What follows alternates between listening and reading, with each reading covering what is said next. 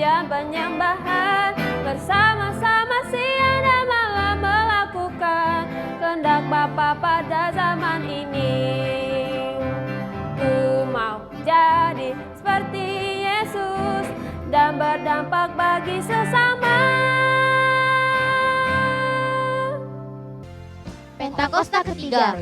Pentakosta ketiga adalah pencurahan Roh Kudus yang dahsyat di zaman now melebihi yang terjadi di Azusa Street. Pentakosta ketiga akan mengakibatkan penuaian jiwa yang terbesar dan yang terakhir sebelum Tuhan Yesus datang kembali. Pentakosta ketiga akan membangkitkan generasi Yeremia, yaitu anak-anak muda yang dipenuhi Roh Kudus, cinta mati-matian kepada Tuhan Yesus, tidak kompromi terhadap dosa, dan akan bergerak untuk memenangkan jiwa. Pentakosta ketiga lahir di Indonesia dan bergerak di bangsa-bangsa. Gerakan ini dari timur ke barat dan akan kembali ke Yerusalem. Pentakosta ketiga akan memberikan kuasa untuk menyelesaikan amanat agung, dan setelah itu Tuhan Yesus datang kembali. Kita mau mulai ibadah, yuk kita berdoa dulu. Tuhan Yesus, terima kasih buat kebaikan-Mu dalam hidup kami. Sekarang Tuhan, kamu memulai ibadah, kami undang Tuhan Yesus hadir. Terima kasih Tuhan Yesus yang baik. Haleluya. Amin. Shalom adik-adik. Kita mau memuji Tuhan Yesus, kita mau menari untuk Tuhan Yesus. Yuk, kakak aja, adik-adik semua bangkit berdiri. Pasukan Kristus, siap. Yeay!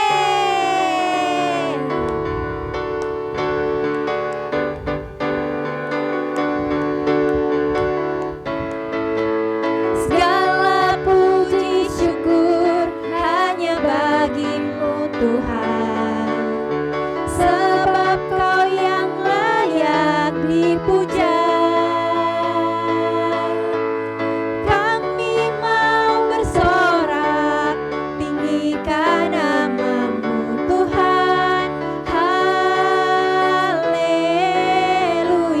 Kita ulangi dari awal lagi ya. Segala puji syukur hanya bagi-Mu Tuhan, sebab Kau yang layak dipuja. Kami mau bersorak, tinggikan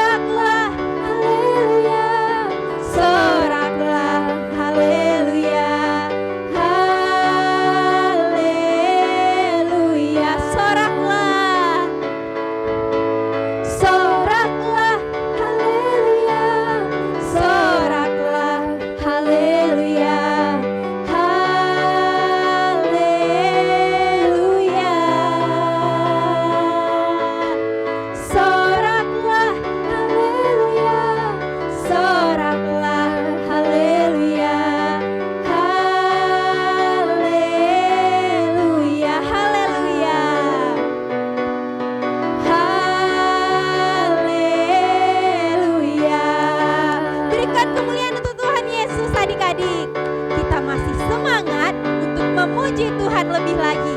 Yuk kita nyanyikan lagu ini.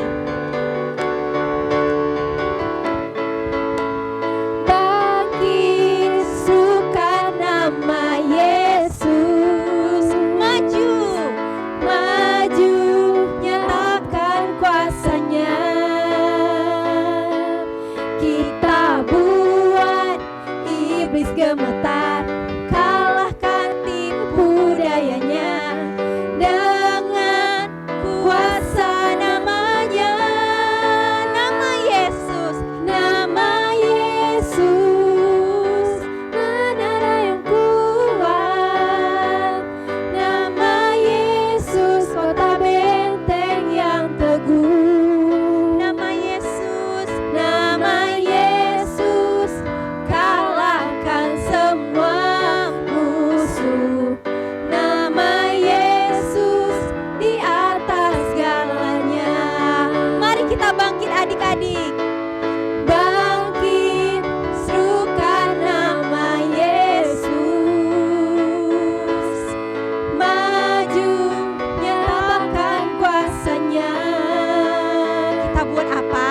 Kita buat iblis gemetar, kalahkan tipu dayanya dengan kuasa namanya. Nama Yesus, menara yang kuat. Nama Yesus, kota benteng yang teguh. Nama Yesus, kalahkan semua musuh. Nama Yesus di atas segalanya. Nama Yesus, nama Yesus di atas segalanya. Nama Yesus, nama Yesus di atas segalanya.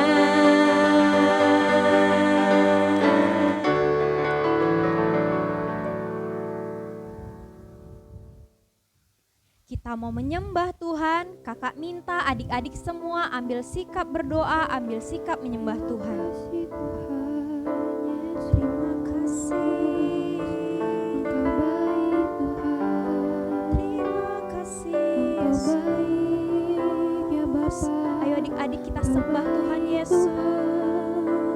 Terima kasih Yesus. Kita nyanyikan lagu ini. Bapa engkau baik, Bapa engkau baik.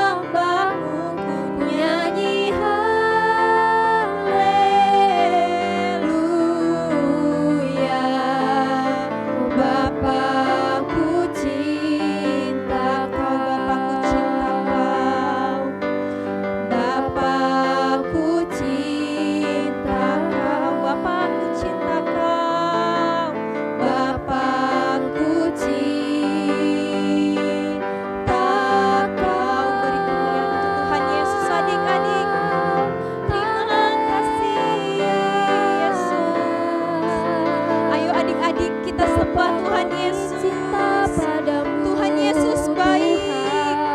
Mari kita sembah Tuhan Yesus adik-adik. yang baik. Kebaikan Tuhan tidak terkira dalam hidup kita adik-adik. Mari kita bilang terima kasih. Terima kasih untuk kebaikan-Mu Tuhan Yesus yang tidak henti-hentinya dalam hidup kami. Kami bersyukur Terima kasih Yesus. dan terus Kau bersyukur. Allah yang baik. Kau Tuhan di Allah yang atas segala sungguh raja. baik, Yesus. Bapa, Terima Kau kasih. pertolonganku ya Yesus Tuhan. Haleluya. Kau bubuk pertolonganku, di bawah kepak sayap-Mu kami berlindung Tuhan. Kau berikan Kau Bapa kami yang hebat, rancangan yang Yesus. indah. Kau jadikan kami anak-anak-Mu. kasih Tuhan. Terima kasih Kami Yesus. mencintai-Mu. Kami mengasihi. Terima kasih. Terima kasih ya Bapa. Terima kasih Yesus. Ku tahu Kau penolongku, kami percaya. We believe in You. We believe in You, Jesus. Terima kasih Yesus. Bless the Lord. Bless the Lord, oh my soul. Oh my soul, worship His holy name. Sing like never before. Oh my soul, I worship Your holy name. Kita tinggikan Yesus, nyanyikan bless the Bless the Lord. Lord, oh my soul. Oh my soul, worship His holy name. Sing like never before. Oh my soul, I worship Your holy name. Bless the Lord. Bless the Lord, oh my soul. Oh my soul, worship His holy name. Sing like never before. Oh my soul, I worship Your holy name. Sing it again. Bless the Lord. Bless the Lord, oh my soul. Oh my soul, I worship His holy name. Sing like never before, oh my soul. Oh my soul, I worship Your holy name. I worship You. I worship Your holy name. I worship Your holy name. I worship Your holy name. Berikan tepuk tangan yang paling meriah buat Tuhan Yesus. Tuhan, kami berdoa buat bangsa kami, bangsa Indonesia Tuhan. Kami berdoa buat kota kami, kota Pekanbaru di mana kami tinggal. Tuhan Yesus, berkati kota kami, bangsa Indonesia. Agar dari bangsa kami, Tuhan Yesus, Engkau dimuliakan lebih lagi ya Tuhan. Pulihkan bangsa kami Tuhan, kembalikan bangsa kami ke dalam tangan Tuhan Yesus. Bapa, berkati pemimpin bangsa kami, Bapak Jokowi dan wakilnya Tuhan Yesus. Tuhan, Kau berkati, kiranya Tuhan hikmat-Mu Kau turunkan untuk Bapak Jokowi Tuhan dan wakilnya. Apapun yang mereka kerjakan Tuhan, Kau buat beruntung dan berhasil. Mereka ikut apa maunya Tuhan, mereka ikut suaranya Tuhan untuk membangun bangsa kami lebih lagi ya Tuhan Yesus. Kami juga Tuhan berdoa buat pemimpin gereja kami ya Tuhan, Opa Niko dan keempat wakilnya. Tuhan Yesus, Kau berkati Opa Niko Tuhan. Kiranya apapun yang mereka kerjakan, dimanapun mereka berada Tuhan, Kau ada selalu untuk mereka ya Tuhan.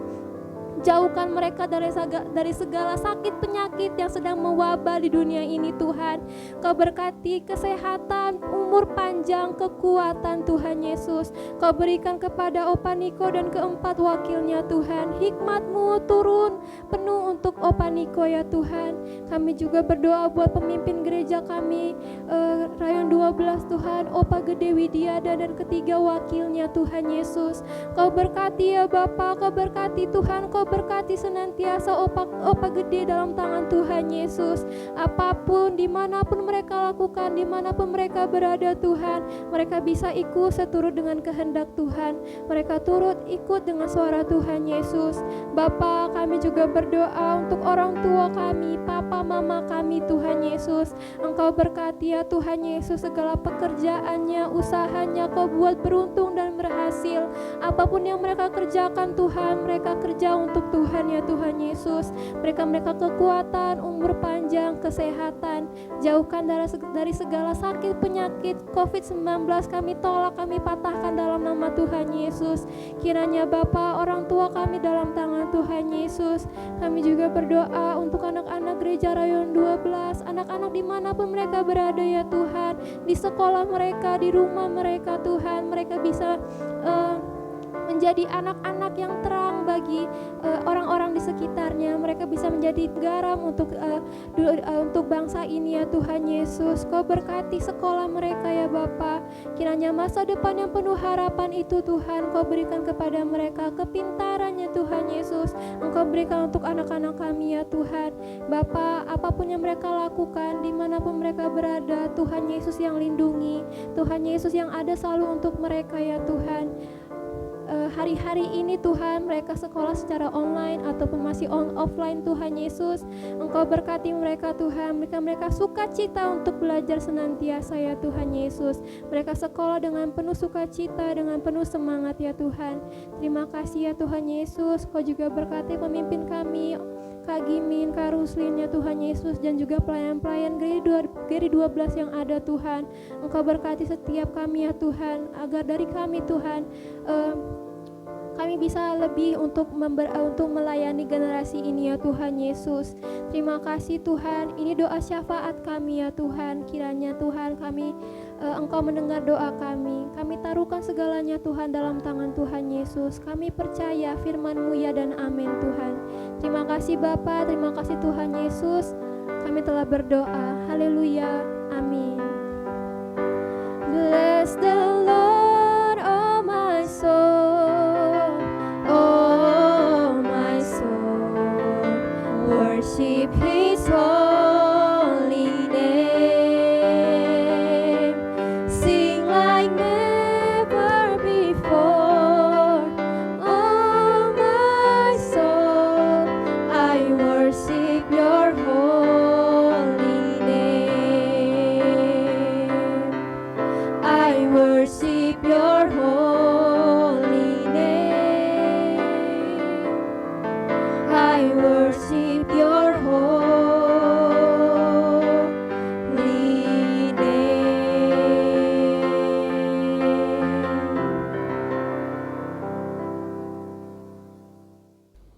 Adik-adik, kita akan mendengarkan firman Tuhan. Mari kita sama-sama lipat tangan, tutup mata, kita berdoa. Tuhan Yesus, terima kasih untuk berkat kasih-Mu pada kami Tuhan. Saat ini kami mau mendengarkan firman-Mu. Bantu kami Tuhan untuk memahami setiap perkataan Engkau dalam firman-Mu Tuhan. Terima kasih Tuhan Yesus, dalam nama Tuhan Yesus, haleluya, amin. Shalom adik-adik. Hari ini kita akan mendengarkan firman Tuhan yang berjudul Setia Sampai Mati. Nanti adik-adik baca firman Tuhannya di Kejadian pasal 37 sampai dengan 41. Nah, kakak akan tunjukkan sebuah baju nih. Bajunya kok sobek ya? Siapa di antara adik-adik yang bajunya pernah sobek? Entah itu kesangkut paku atau benda tajam, baju kita bisa sobek. Nah, siapa yang bajunya yang paling bagus pernah disobek orang? Hah? Baju paling bagus, Kak? Iya, baju yang paling bagus. Hari ini kita akan mendengar tentang baju yang disobek-sobek. Begini ceritanya. Ada seorang anak nih, tadinya sih bajunya biasa aja. Lalu pada suatu hari papanya bilang begini, "Papa mau kasih kamu baju yang bagus sekali karena papa paling sayang sama kamu." Wih, hati anak ini senang sekali. Kemudian dia berpikir, aku mau kasih tahu sama saudara-saudaraku. Tapi sayang sekali adik-adik. Karena anak ini walaupun hatinya baik, tapi karena dia yang paling disayang sama papanya, dia menjadi anak yang manja. Anak ini berumur 17 tahun, biasa mengembalakan kambing domba bersama-sama dengan saudara-saudaranya. Anak ini melaporkan kepada papanya tentang perbuatan-perbuatan jahat yang dilakukan oleh saudara-saudaranya. Nah, setelah saudara-saudaranya melihat bahwa papanya lebih sayang kepada anak ini daripada kepada mereka, bencilah mereka kepada anak ini. Saudara-saudaranya semakin membenci anak ini ketika ia menceritakan mimpinya kepada mereka. Apa sih mimpinya? Anak ini mengatakan, aku bermimpi kita semua di ladang mengikat gandum. Lalu gandumku berdiri tegak dan ikatan-ikatan gandum kalian mengelilingi dan sujud kepada ikatan gandumku. Jawab saudara-saudaranya, jadi kamu pikir kamu akan memerintah dan berkuasa atas kami? Maka mereka semakin membenci anak ini karena mimpi dan perkataannya. Kemudian anak ini bermimpi lagi dan menceritakan kepada kakak-kakaknya. Aku bermimpi lagi. Dalam mimpiku itu aku melihat matahari, bulan, dan 11 bintang sujud kepadaku. Mimpi itu diceritakannya pula kepada papanya dan papanya menegur dia. Mimpi apa lagi yang kamu mimpikan ini? Kamu pikir aku, mamamu, dan saudara-saudaramu akan datang sujud kepadamu? Maka saudara-saudaranya semakin iri kepada anak ini. Tetapi papanya memikirkan semua tentang hal ini dan heran apa maksudnya. Tapi Tuhan punya rencana besar untuk anak ini. Suatu hari ketika saudara-saudaranya sedang mengembalakan domba papanya, anak ini disuruh papanya untuk melihat keadaan saudara-saudaranya apakah selamat dan dombanya semua baik. Anak ini kemudian datang kepada saudara-saudaranya. Adik-adik, sayang sekali. Anak ini gak tahu waktu itu saudara-saudaranya lagi pada marah sekali sama anak ini. Mereka semua pada benci sama adiknya. Padahal benci itu gak boleh ya adik-adik. Sampai-sampai mereka bersepakat untuk membunuhnya. Mereka saling berkata, lihat si tukang mimpi datang. Itu karena adiknya suka bermimpi. Ayo kita bunuh saja dia dan mayatnya kita buang ke dalam sumur kosong. Nanti kita katakan saja bahwa ia diterkam dan dimakan binatang buas. Kita akan lihat apa yang akan terjadi dengan mimpinya itu. Akhirnya waktu anak ini datang, dengan kasar dia ditarik oleh saudara-saudaranya. Bajunya yang bagus itu disobek. Kemudian ia dimasukkan dalam sumur yang kosong. Dia memohon kepada saudara-saudaranya, jangan, kasihani aku. Tuhan, tolong hamba tidak berdaya. Kemudian saudara-saudaranya menjual anak ini kepada seorang pedagang Midian yang lewat dengan harga 20 shikal perak. Lalu anak ini dibawa ke Mesir. Siapakah anak ini? Dia bernama Yusuf, salah satu anak Bapak Yakub. Kemudian saudara-saudara Yusuf menyembelih seekor kambing dan mencelupkan baju Yusuf ke dalam darah kambing itu. Baju itu ditunjukkan kepada Bapak Yakub dan Bapak Yakub mengenalinya. Pasti Yusuf sudah diterkam binatang buas. Anakku sudah mati. Adik-adik, Tuhan mendengar tidak doa Yusuf tadi? Tuhan pasti dengar, Kak. Iya, benar sekali. Tapi Tuhan punya rencana yang indah. Akhirnya di Mesir, Yusuf dijual kepada Potifar, seorang pegawai istana Firaun, kepala pengawal raja. Yusuf dijadikan pembantu di rumah Om Potifar. Adik-adik tahu nggak? Karena Yusuf mengasihi Tuhan dan Tuhan menyertai selama dia bekerja sebagai pembantu, sehingga ia selalu berhasil dalam semua pekerjaannya. Maka Yusuf mendapat kasih dari Om Potifar. Om Potifar menunjuk Yusuf untuk mengurus rumah tangganya dan semua miliknya sebagai pelayan pribadinya. Sejak Om Potifar memberikan kuasa dalam rumahnya atas segala miliknya kepada Yusuf, Om Potifar sangat diberkati Tuhan. Itu semua karena Yusuf.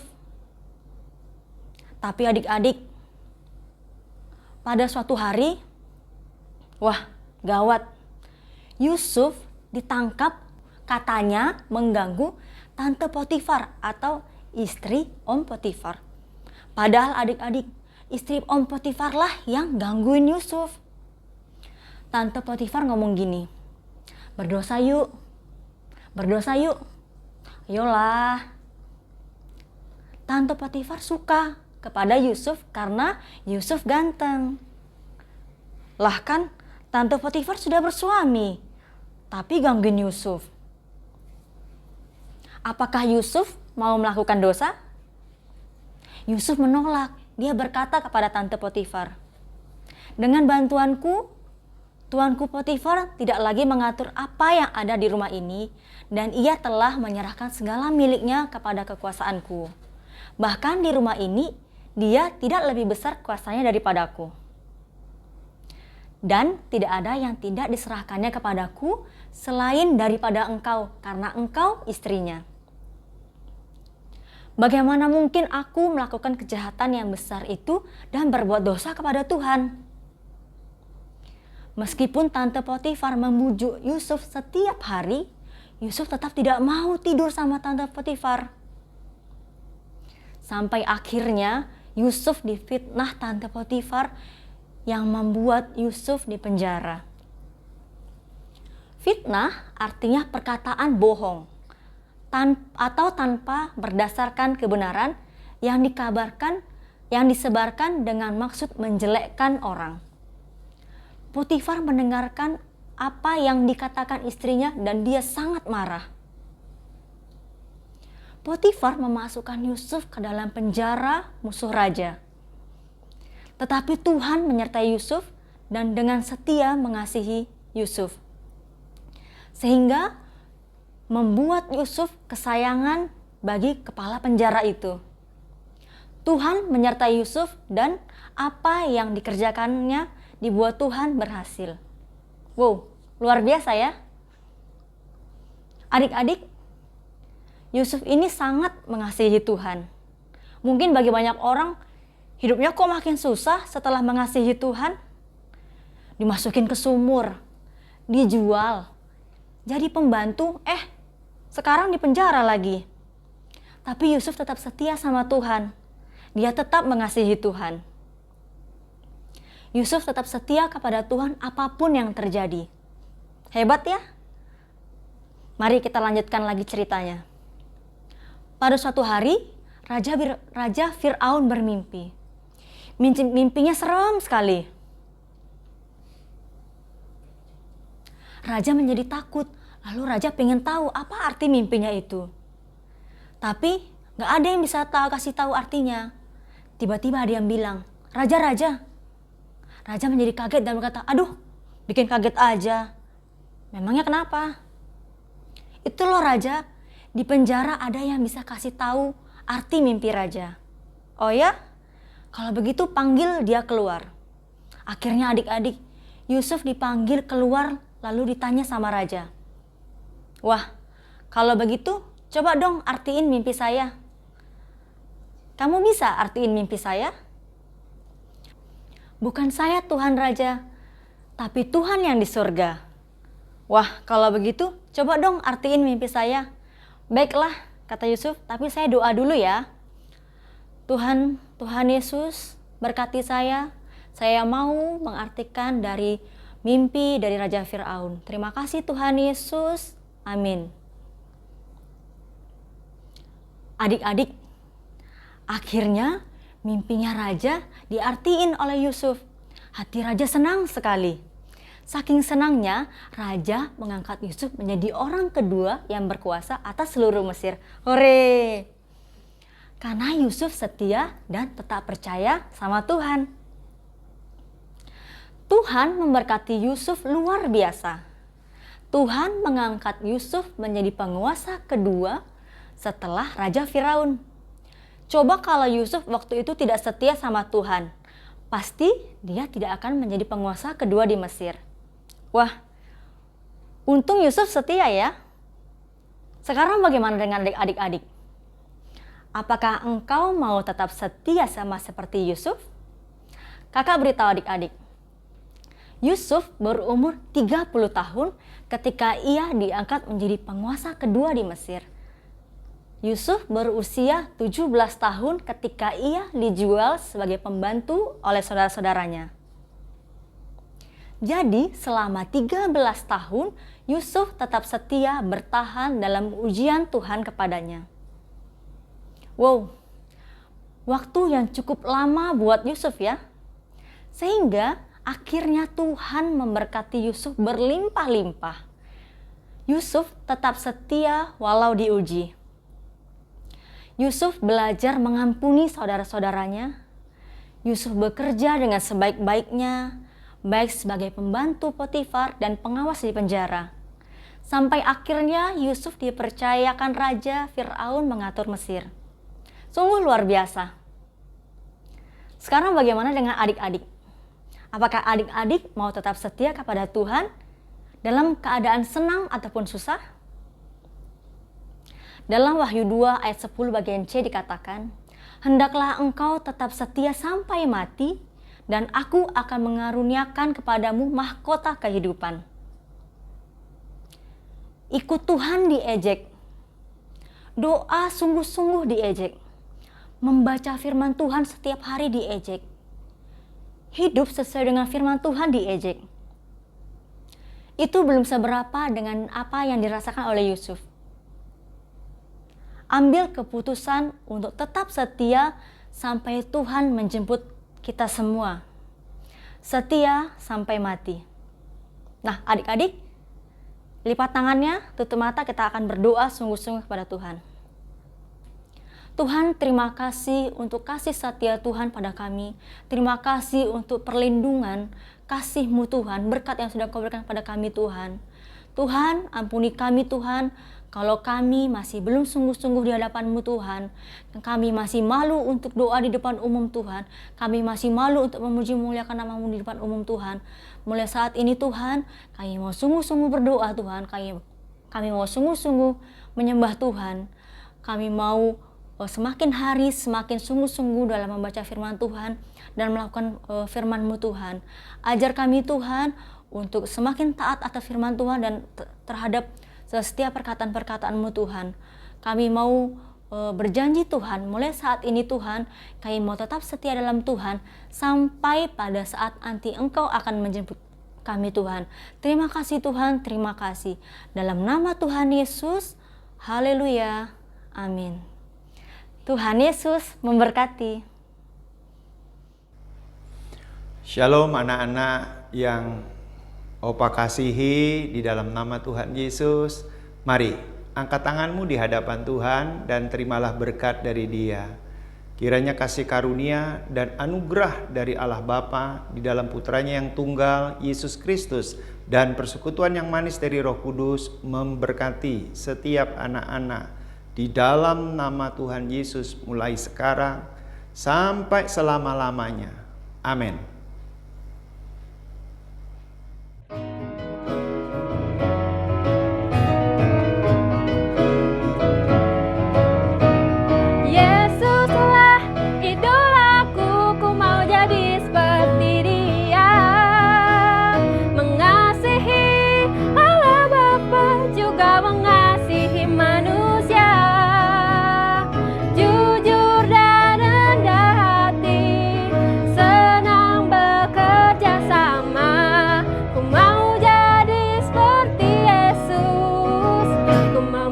menjadi saksinya.